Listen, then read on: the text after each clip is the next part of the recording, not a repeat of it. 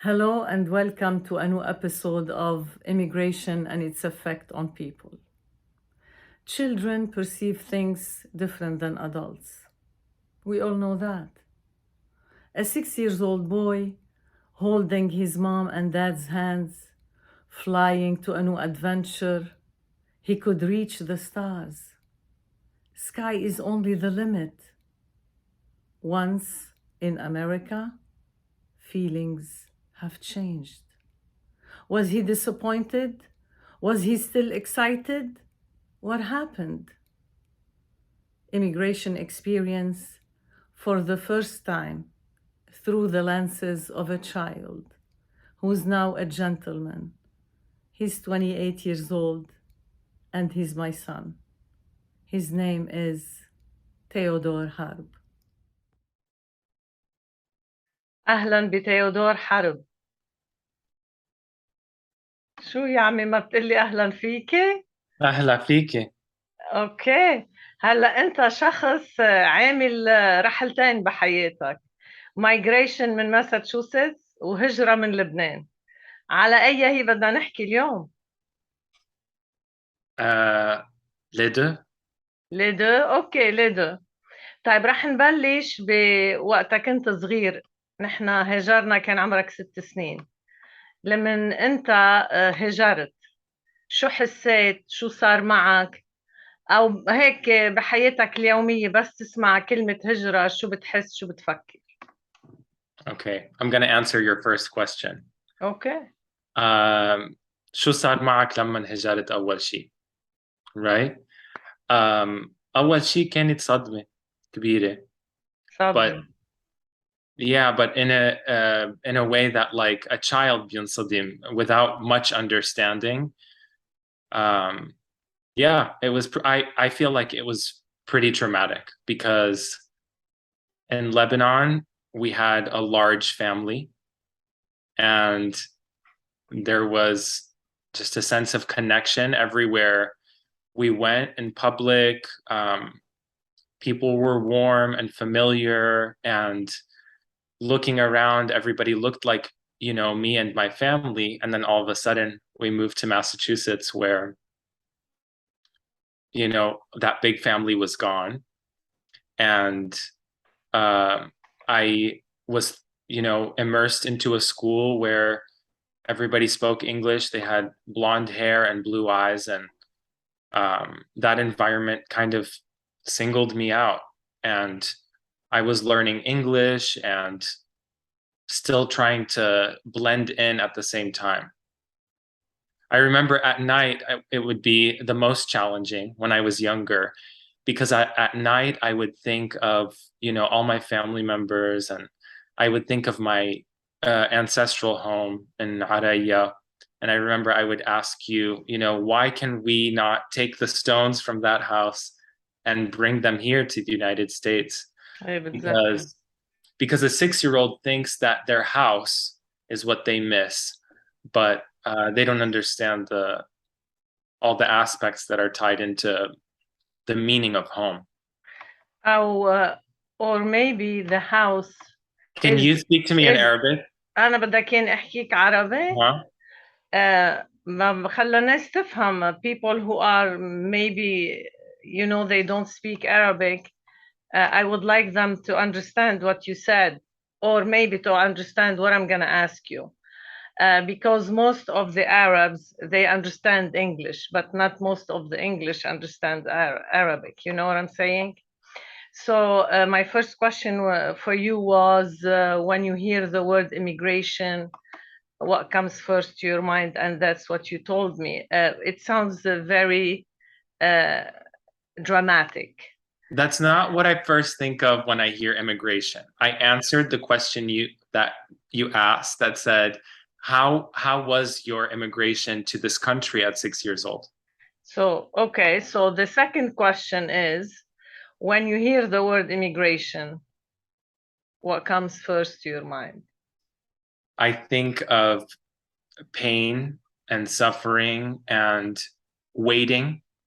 I think of waiting, like waiting for your papers, waiting for a translation to come through, waiting for access to language, waiting for money to build up, waiting. When I think of immigration, I think of waiting. And the struggle that comes with the waiting. And the pain that comes with, yeah, losing everything that you know and your surroundings. I think the most traumatic part of immigration is that your five senses, your sight, your ability to hear, to taste, to touch, all these things, all of these senses start getting a different stimulus. And you feel like, oh, well, my needs are met. I'm eating, I'm drinking, I have a place to stay, I have friends, people who are kind to me at work, but your ears don't hear Arabic and your family, your eyes don't see the rolling hills of Lebanon and the sea on the other side. And it's very, depending on where you immigrate to, it can be very much of a stark contrast. And I think Massachusetts is so different from Lebanon. Completely, yes. Completely. Even And geographically. even geographically. That's why now living in California, I still have a sense that I'm an immigrant. I'm not from here. I've only been here for 10 years, but I have a sense of familiar here because I look to the horizon and I see rolling hills. And to the left, there's an ocean. And even the herbs that grow in the ground, thyme, rosemary, dill, are similar to the herbs that naturally you find all over the Mediterranean. I So understand. Yeah, you I fit didn't more. I didn't know I was missing those things until I moved here because I Wow. left at 6. And at 6, like I said, you just think, oh, I miss my home. I miss my grandmother. But when I came to California at 19, I realized, oh, I've needed to see dill and thyme and a fig tree and, cedars. The street And that the I live sun and the light. and the cedar trees. Where I live is full of cedar trees. Every time I look at a cedar tree, I think of my country. And I feel like when I'm looking at the cedar tree, I feel like, oh, I'm home. I'm home. I'm home. Yeah, I understand. So the idea of climate, the idea of family is related to the essence of home and to the perception of home in your mind. Is that true? Yeah. Yeah. Tell me more about your family. How did you miss your family and how did you cope? What did you do to cope? As a little kid, it sounds like it was very traumatic for you and you were suffering and you shared all your feelings with me and with your dad. And I remember when you asked me if we can move the stone of the house in a helicopter, because for you, the house is the country. You didn't care about what's going on in here until you went to school. And in school, the challenge started. And I remember one day you came crying. I said, "Why are you crying?" You said, "Because the teacher told me that I cannot speak about God." And I asked you, "What did you tell her?" You said, "I told her, how about the freedom of speech? This is the country of freedom. Why can I not speak about Jesus? I'm free to say whatever I want." So the teacher was a little bit speechless, but at the same time, she tried to explain to you that by respect to others. And I remember your response. You told her, "How about them? Why they don't respect what I believe in?" I don't And remember that. and I remember exactly, you told her, "You talk about violence and you teach us to call the 911. But if I talk about Jesus and love, I'm going to be scolded and When did reprimanded." this happen?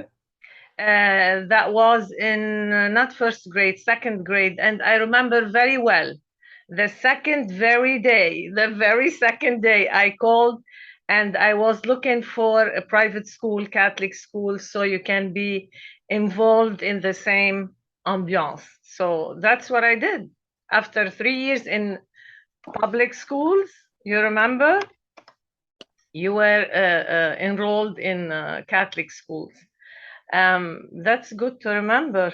And but looking at you now, I see that um, you talk about this experience with a grin on your face. How could you get to this point? I smile to keep from crying because Oh, this is such a painful topic. And when I tap into the emotion of immigration, I'm overwhelmed with uh, sadness. that's And sad. That's I, sad. while talking about it, my first instinct is to burst into tears because Wow. yeah, so you see me smiling because I'm noticing that internally. I'm noticing how sad of a topic this is. You want to burst into tears because Mhm. you miss your country or because you were wounded by all what you've missed? Because so now I work with children and I work with children who are the same age as I was when I left this country, Yes. left Lebanon. And there are some kids that I work with who have just immigrated from their home country. And I see how much is on their shoulders versus the kids who are naturally citizens here and grew up here. And it makes me extremely sad because the kids who are immigrants are learning a new language, learning how to make friends with these new people from a new culture, and also they're carrying the weight of their parents. I think what's hardest for children about immigration is how much their parents are weakened during immigration. And So for one it, of my students has spoken to me about that. She, oh, yeah, she tells me, when we go back home to Honduras, my mom knows everybody. Everywhere we go, my mom knows everyone. She's so popular. My mom is like a celebrity over there, even though her mom's a normal person. In her mind, her mom is famous in Honduras because that's how communicative she is with everybody she comes across. Versus here, her mom, has limited contact with everybody. because of the language, because of the cultural shock. So children, in this case, they look at their parents, not they don't look up to them in the same way they looked up to them in their own country because their parents are strong, are comfortable, they're well off, they speak the language, they can communicate. The kids, they feel that their parents are reliable, but when you immigrate to another country, You you lose a sense of trust in your parents. exactly. And in our mind, as parents, and I want all the parents who are watching us to pay attention to this point. We think that we immigrate to provide safety and security for our children because we want the hope to be the goal. We want them to hope. We want them to be ambitious. We want them to be sure that whatever they want to be, they can be. And look, the children, it's the opposite way. They lose the sense of security once they come here because the situation of the parent Because weakened. children don't have the ability to look deep into the future and to see, oh, Correct. in this place, I will have a more successful adulthood. But in the reality of it, uh, no child can be successful uh, when they're being taken away from their family and their native land and their native language. This is a challenge for every child, and it makes sense for children to lose a sense of trust in their parents because the child's needs are not being completely met, but the parents are able to see deep into the future and they're able to say, if I sacrifice your social needs now, your civil rights will improve in the future. And I think that's a sacrifice that parents have to make for their children when they immigrate. And that's something that now I'm able to have gratitude for you and my father. But back then, I wasn't able to see that. I just thought that you and my father were selfish people who were pursuing. When you guys would tell me, we are safer here, you have more opportunities here, to me, that I understood that as, oh, these people like to go shopping where there's security and they like this specific kind of sterile life. I didn't have like a good understanding of the real danger that you took us away from. That's a good point too, but it's sad to know that the children didn't feel the security that their parents were were planning. You know, it's very Yeah, they sad. can't. But and besides that, I guess your experience in school, because as a child, your experience is not in social life or in the street. All your life is School. focused in school. So can you tell us a little bit about your experience as an immigrant in school? What happened? Well, we happened to immigrate to Massachusetts the year before, I think maybe 6 months before 9/11. And Boston happens to be a very racially tense city where it's a white majority uh, who who tend to, harbor xenophobic uh, feelings Mm, because so many people have been immigrating to Massachusetts for the mm, past however many years. 20 So years. it was really difficult, especially because one of the people in the plane on 9/11 was Lebanese. And then after that, Lebanon was on the no-fly list. And I remember hearing these things on the news, and that, yeah, that contributed to me going to school and Not feeling safe. not feeling safe because the kids would always tell me, go back to anytime there was a conflict with me and another kid. It's not like the kids had signs that said "Go back to your country" my first day of school, but we would have like a conflict in volleyball, and as soon as there was a conflict with any kid, they would immediately the first thing they would say was, "Go back to your country. You don't belong here. You're a terrorist. You go blow yourself up in Lebanon." So these things, to Yeah. hear them as a child in conflict is really challenging because Damaging. I hear you. damaging Damaging. because that's not a natural part of conflict Yeah, to to say the truth, it's kind of bullying. You've been bullied all your life, maybe in school, just because you have a brown skin, you think, or what? I wouldn't say that I've been bullied all my life, but I'd say going to school in Massachusetts, I was consistently met with this sentiment that as soon as people learned that I was a foreigner and that I was, not a citizen, they would have some like a negative thing to say about it. And the people who made me feel accepted were rare. And that's that was really challenging. People who made you feel accepted, like who, for example? Why some people made you feel accepted and some others not? Like I had my friend Carly in high school, who I met her in a class called cultural diversity. Ah, that's why. And her and I got along immediately. And when I would talk to her about where I was from, and when I would, share my food with her that I brought from home, she was always so excited about our differences. And she was always so excited about me knowing another language. And these were things that she embraced about me, which, yeah, helped me gain confidence, and it gave me a sense of belonging, which She is so important. appreciated what you have.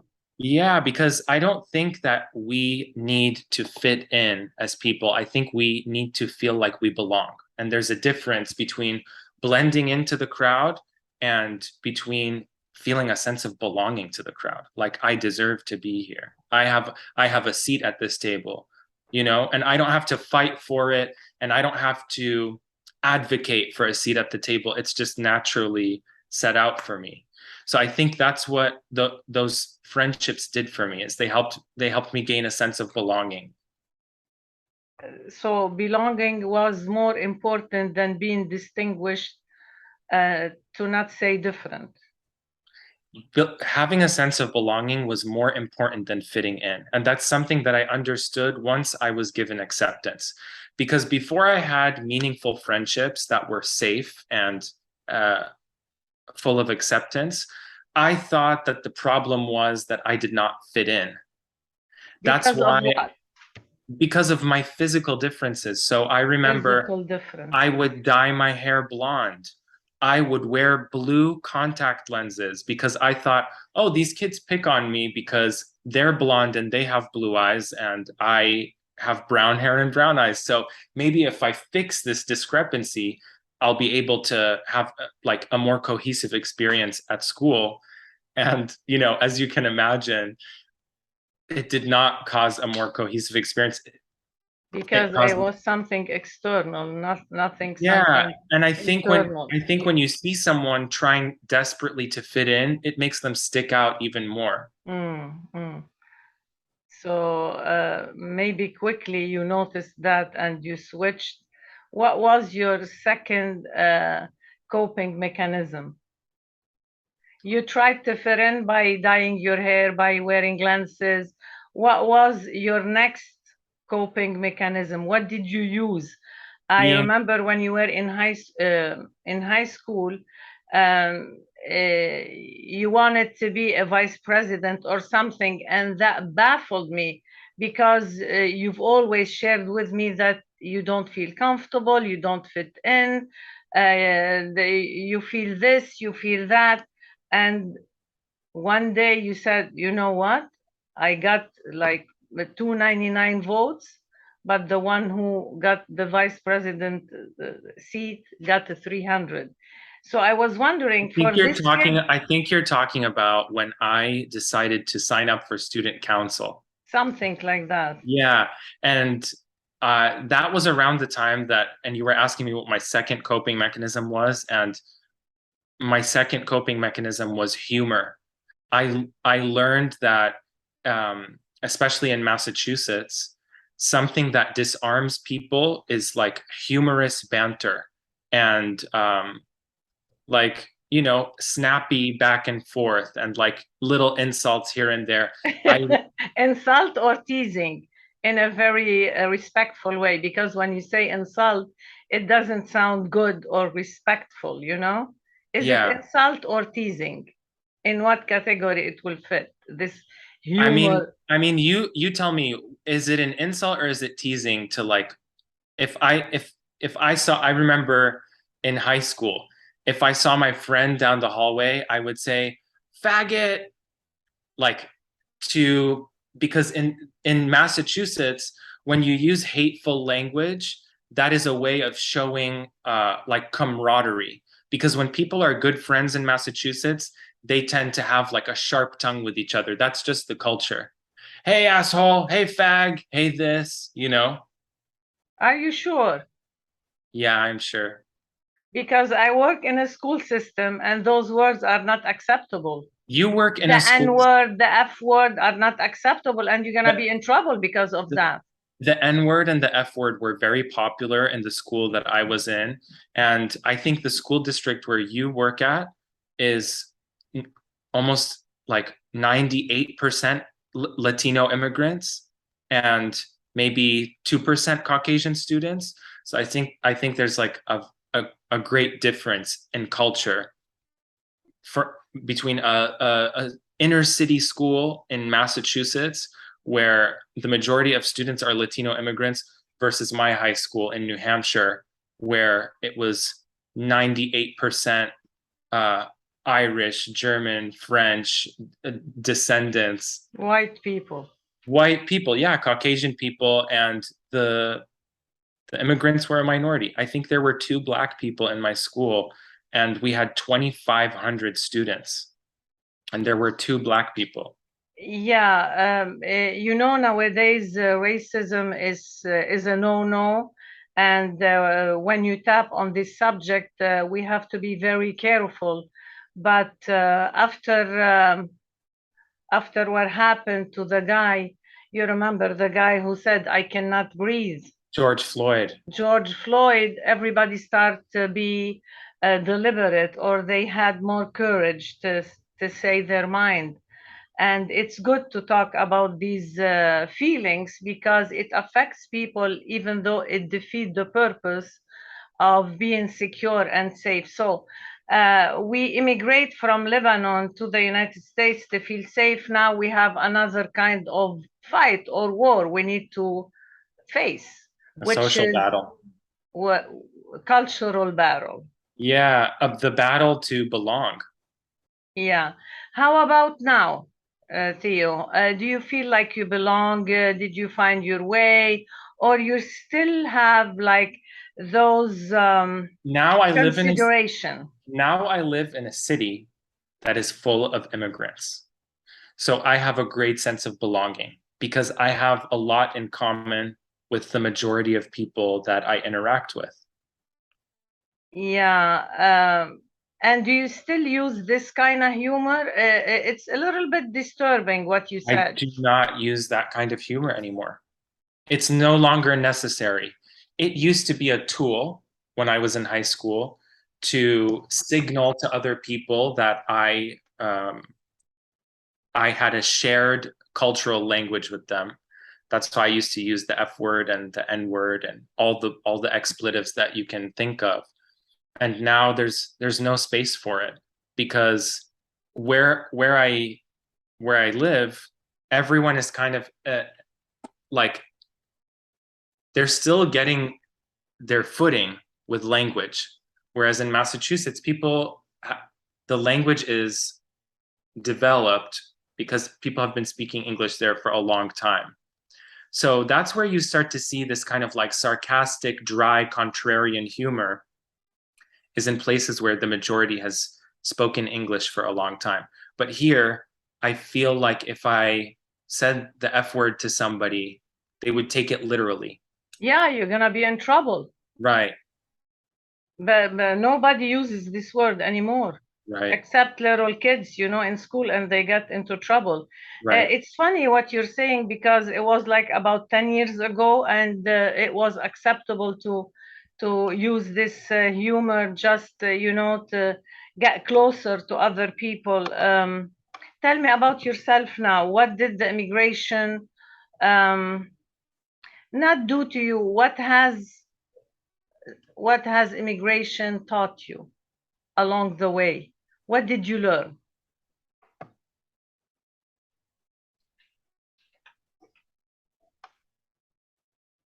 I've learned that you have to like build your own family always. No matter where you are, you always have to look for people who are on the same vibration as you, and you have to create a sense of community with them because uh, the biggest negative side effect from immigration is solitude and loneliness. So immigration has taught me that uh, you cannot succumb to the natural solitude that comes with immigration. You can't just say, oh, all my people are in a distant land, so I'm here all alone. You have to create your own community, whether I that's see. finding other immigrants or whether that's finding people who have similar interests to you. You have to build your own family wherever you are. The last question I want to ask, unless you have something to add to what Mhm. has been said, do you have Mhm. anything to say? No. Okay. My question, what's the difference between the little child, Theo, who was in Lebanon, and the young man, Theo, who's here? Do you still have the child in you, or you managed to make him overcome those challenges? I still have that child. That inner child is still alive, and it is still feeling all the feelings that I feel. Even And till now? it is I have an inner child that is waiting to return to its country. I look within myself and I try to acknowledge the inner child. And when I acknowledge this inner child, I see that it is healing and it's gaining, you know, the ability to express itself. But I see that that inner child is still, it's waiting for a return to home You're because longing to go back.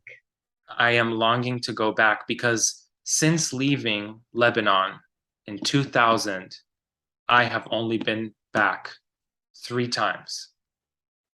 Three So times sounds like fair, but it for doesn't you, it doesn't feel fair because I went 3 times to Lebanon. Each time was less than 3 weeks, and um, I did not return with the people who I left with. And that's a piece that I feel like has to come back together in Mhm. order for me to gain closure. I feel like you and I and my sister have to go back together Yeah, to kind of yeah, bring closure to the closure to immigration. this wound. Yeah, Because immigration is because a wound. because imagine all my memories in this country as a child are by your side and by my sister's side, and then visiting briefly for 2 weeks at a time. I don't have my family with me, Right. and I'm experiencing Lebanon through the eyes of an American tourist. I'm not experiencing Lebanon as the child of a native, and there's You a feel that difference. way. Interesting. I'm still waiting for you to take me to Lebanon I'm not gonna take you gonna take me. I because I promise want I I'll show want you you to give every single corner in Lebanon. I want a tour because yeah, it's important for me to see where you grew up, where you used to get a manusha in the morning, your favorite ice cream place, what's your favorite beach in Lebanon? The Take me to nostalgia Mashed. is eating you up. The nostalgia is still Yeah. there. Mhm. Okay, the last thing I want to ask you, Theo. You said that I still have the child in me who's Mhm. longing to go Mhm. back, and that's sad, and I'm sorry you feel that way. No Uh, problem. but I promise one day we'll go together, God willing. What do you say for a child who's immigrating from Lebanon? What would you tell this child? One, and what would you tell a young man who's immigrated? You have two things to say, one to a child and one to a young man. I would tell them to persevere and to rise above. When they are met with challenges, when they are met with moments where they feel the immigration, I my advice is to persevere and to rise above the challenge because there are many opportunities here, and or wherever where every immigrant is leaving their country for if it's to Germany, Australia, the United States, every immigrant is leaving a place where their basic needs are not met.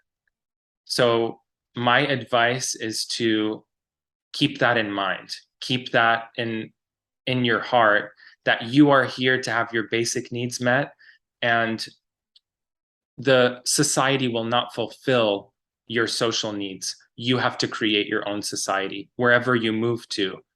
And my other advice would be to listen to American music and to watch American TV and make American friends because that's the fastest way to acclimate and to achieve Blend in to understand what's going not on. not just blend in, but to achieve a sense of belonging.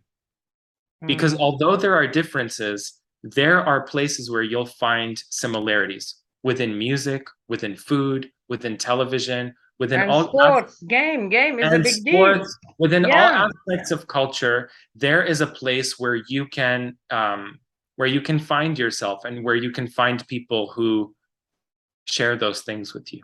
the fastest way would be to belong to a group who would watch the Super Bowl. Because the game is everywhere. If you understand the game, you have many friends.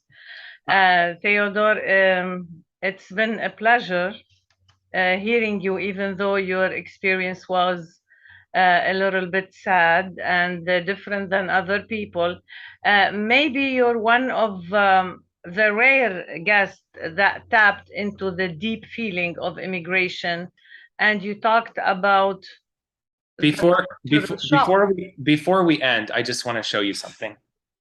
This is something that has been on my kitchen table since I have left and immigrated from my country.